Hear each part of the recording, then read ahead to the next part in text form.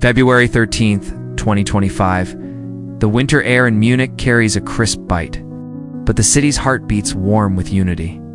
Hundreds have gathered in the central square for a union march, a peaceful protest demanding fair wages, better working conditions, and stronger rights for workers. The cobblestone streets are alive with the rhythmic sound of chants, the flutter of banners, and the shuffle of boots. Families are here too, parents holding the hands of their children, workers walking shoulder to shoulder, strangers exchanging smiles as they march toward a shared vision of fairness. By all accounts, the day feels hopeful. The union organizers have worked tirelessly for weeks to coordinate the route, ensuring police presence to keep everyone safe. Vendors along the sidewalks sell coffee and pastries to the marchers. Journalists with cameras weave through the crowd, snapping pictures of bright signs that read Gerechtigkeit für alle, justice for all. But at 3:17 p.m., the soundscape changes. The chants and drums are drowned out by the sudden roar of an engine. From the corner of the street, a silver Mini Cooper appears, accelerating far too quickly for the narrow road ahead. At first, some think it's a mistake, perhaps a lost driver trying to get through. But the car doesn't slow, it doesn't swerve to avoid the crowd. Instead, it veers directly into it. So the moment is pure chaos. People scream, bodies scatter, signs are ripped from hands, a stroller tips over as marchers dive for safety. The car plows forward with brutal force, striking several individuals before finally grinding to a halt against a barricade. The air is thick with panic, the metallic scent of blood, the acrid sting of burnt rubber. The ground is littered with shoes, banners, and spilled coffee cups. When the dust settles, the reality is gut-wrenching. Among the victims are a young mother and her 2-year-old daughter. They had been walking hand in hand, smiling moments before. They lied motionless on the cold street. Around them, dozens more are injured, some bleeding heavily, others stunned into silence.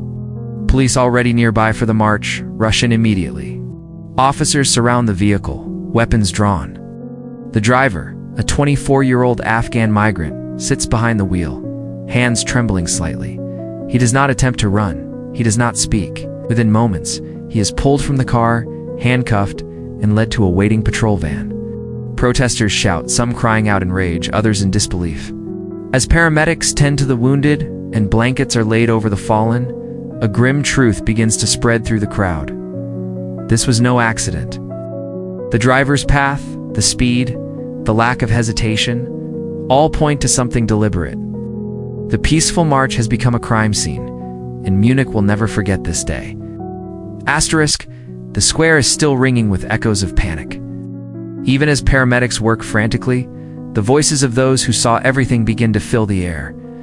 Journalists push forward, recording every detail they can, while police cordon off the area with strips of bright yellow tape. I saw him coming from the far end of the street, says Lucas, a middle-aged man wearing a construction worker's jacket. His face is pale, his hands trembling. At first I thought he would stop, maybe he didn't see us, but then he just pressed harder on the gas. His voice cracks. He looked straight ahead. He didn't even try to avoid us. Another witness, Anna, clutches her scarf tightly around her neck, as if to shield herself from the memory. There was a stroller in front of me, she says quietly, a woman holding her daughter's hand. The car, it didn't slow down. It hit them, and they were just gone. I can't stop seeing it. These accounts paint a haunting picture. A driver who, in the eyes of those present, made a choice to cause harm. Police officers are already collecting statements, their notebooks filling quickly with times, distances, and the emotions of raw shock. Meanwhile, medical teams coordinate triage zones on the pavement. Victims are laid out in rows according to the severity of their injuries. The cold February wind bites at exposed skin, but the adrenaline pumping through the scene keeps everyone moving. Some marchers, their coats flecked with someone else's blood, kneel beside strangers, offering comforting words and holding hands until help arrives. In the midst of the chaos, someone begins placing candles along the edge of the police tape. At first, it's just 2 small flames, but others quickly join, setting flowers, photographs, and handwritten notes beside them. A small impromptu vigil forms even as investigators comb the area. Police remove the Mini Cooper from the scene on a flatbed truck, its front end crumpled, windshield cracked. The image is broadcast live on national news. accompanied by scrolling headlines. Vehicle attack at Munich protest.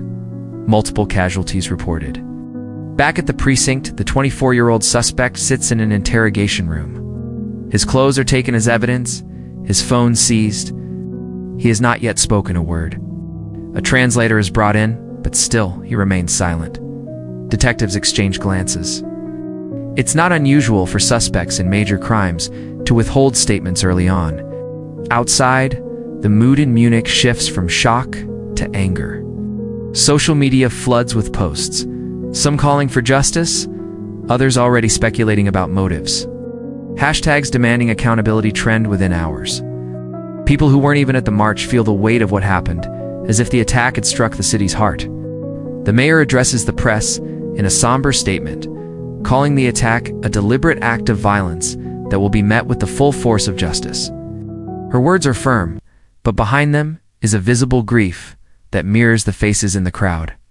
Asterisk by nightfall, the heart of Munich city center is eerily quiet.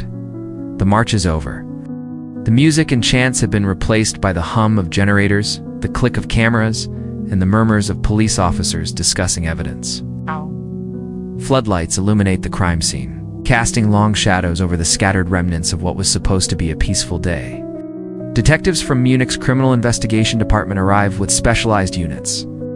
They begin by reconstructing the driver's path, starting from where the Mini Cooper first entered the protest route, marking the exact point of impact with spray paint.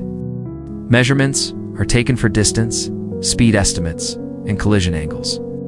Every shattered piece of glass and scrap of metal is collected, labeled, and bagged. Inside the police command tent, maps of the city are laid out. Officers trace the route the suspect took before reaching the protest. Surveillance footage from nearby shops is pulled, revealing the Mini Cooper driving erratically minutes before the attack. Witnesses from earlier that day report seeing the driver circling the area more than once, as if scouting the crowd. The suspect's identity is confirmed. A 24-year-old man of Afghan origin, living in Germany for the past 5 years. He has no serious criminal record, but police find online activity that raises suspicion. Extremist political groups bookmarked on his phone, along with a series of private messages that investigators describe as deeply concerning. Still, authorities are careful. Nothing is made public yet. As one officer tells the press, "We are not jumping to conclusions. We are looking at every possible motive, political, ideological, or personal." Meanwhile, forensic teams examine the Mini Cooper itself. The accelerator pedal shows no signs of mechanical failure, ruling out the possibility of a stuck throttle. Blood and fibers from the victims are swabbed for analysis. The car's GPS data is downloaded, revealing the driver's movements in the hours leading up to the attack. Across the city, people light candles in windows. Churches hold prayer services for the victims. The mother and daughter who lost their lives are identified. 29-year-old Clara Fisher, a schoolteacher, and her daughter Amelia, just 2 years old. Their photographs, smiling and full of life, appear on front pages across Germany the next morning. At police headquarters, the suspect sits through another round of questioning. This time he speaks briefly, but only to deny knowing the victims. When pressed about why he was driving into a crowded street, he pauses, stares at the table, and says, "They were in the way." It's a chilling statement. Short, cold, and without remorse. Detectives exchange uneasy glances. Investigation is only beginning, but one thing is clear: the public will demand justice. And the truth behind that statement will define the case. Asterisk. Asterisk, by the following morning, Germany awoke to a nation in shock. News bulletins replayed the same haunting footage over and over. The speeding Mini Cooper, the screams, the chaos. But now, the tragedy was no longer just a local story. It was a national crisis. In Berlin, lawmakers gathered in urgent meetings. Across party lines, voices demanded answers. How could a man drive directly into a crowd in the middle of a major city? How had no one stopped him sooner? And most importantly, why?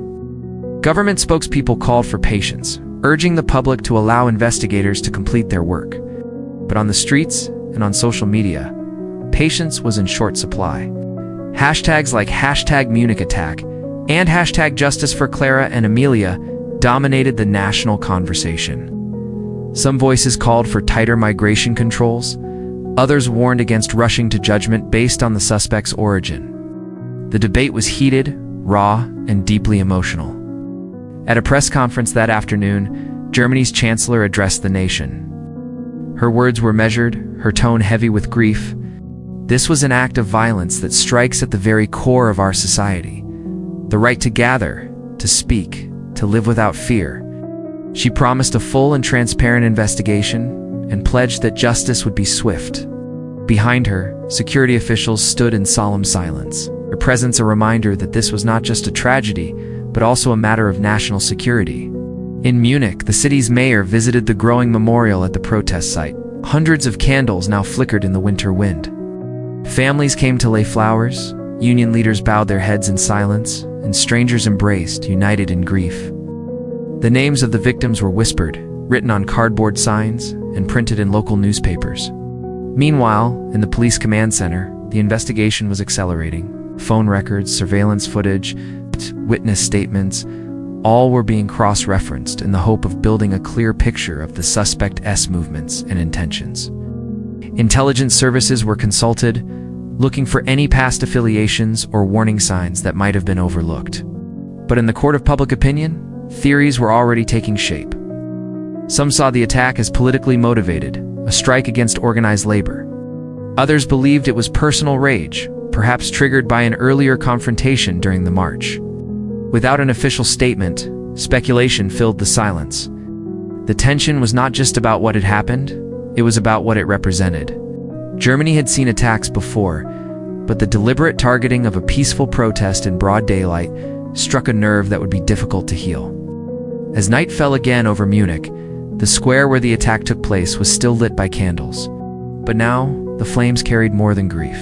They carried questions, demands, and a determination that such a tragedy should never happen again. Asterisk, by the third day after the attack, the public had a name. The suspect was identified as Hamid Rahmani, 24 years old, originally from Afghanistan, and living in Germany since 2020. To the casual observer, his life looked ordinary. He had worked odd jobs, lived in a modest apartment on the outskirts of Munich, and kept largely to himself. But investigators knew better than to take the surface at face value. In the hours after his arrest, officers searched Rahmani's apartment. What they found painted a complex picture. His small room was sparsely furnished, a mattress on the floor, a battered desk, and an old laptop. But inside that laptop was a treasure trove of information.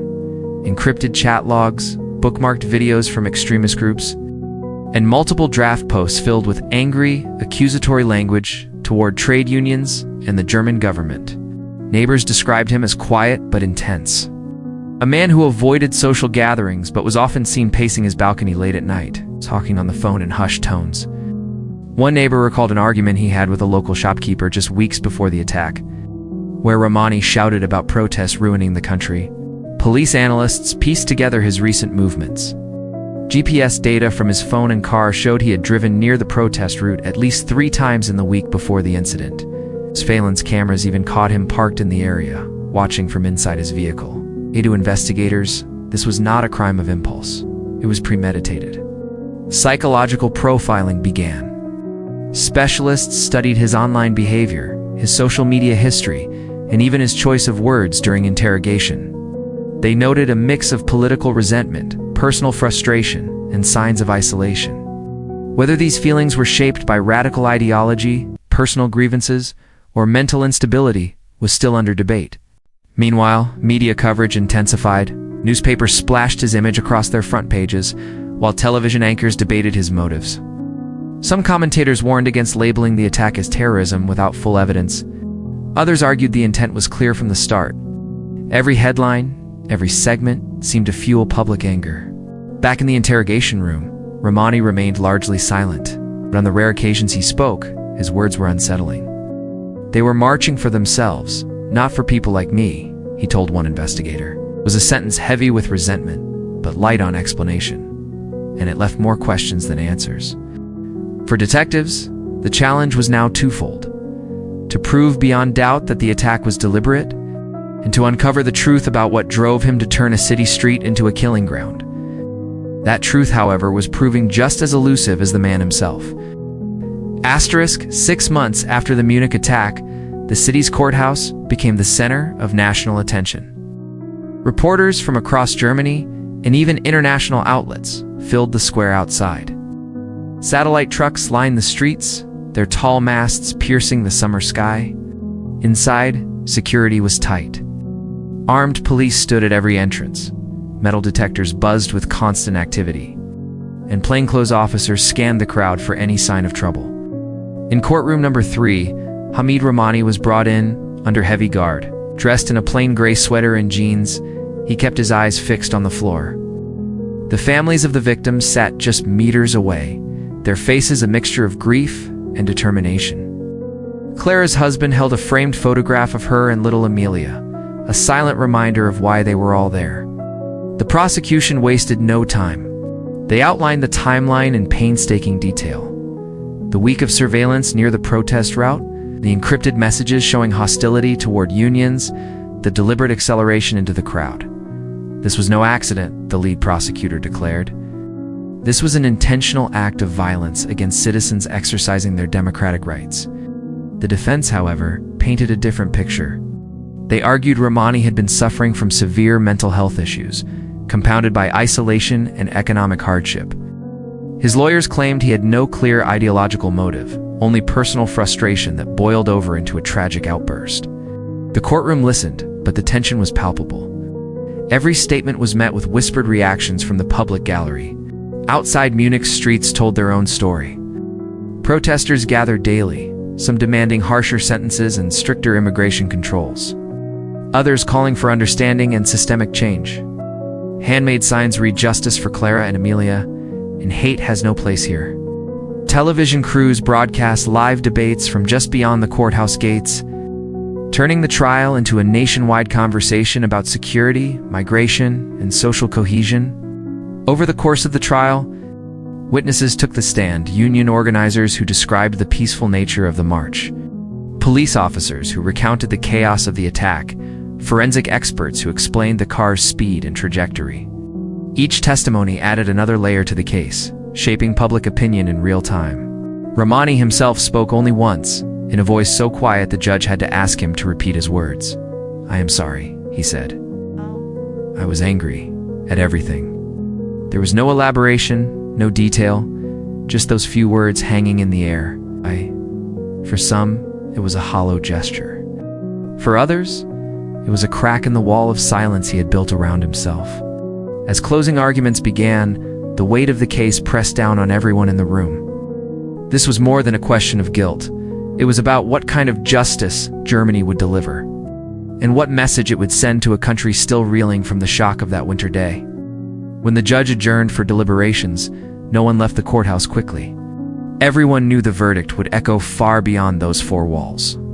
The courtroom was tense. Weeks of testimony, forensic evidence, and emotional witness statements had led to this moment.